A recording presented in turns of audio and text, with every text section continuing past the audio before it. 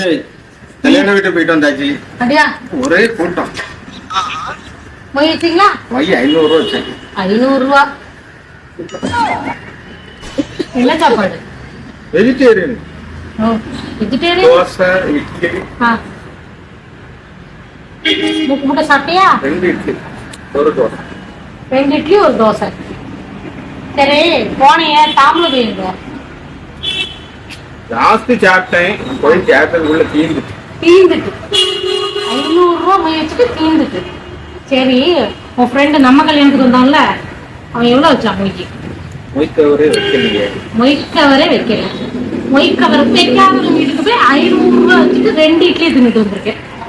அதெல்லாம் என்ன சொன்ன?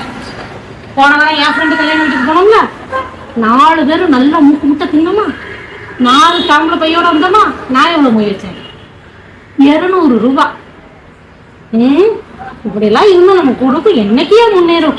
நம்ம என்னைக்கு பணக்காரங்களா ஆகுது? ஒரு கேள்வி நெஞ்ச கிள்ளி விட்ட படுபாதி அடியே கேட்டாலே ஒரு கேள்வி.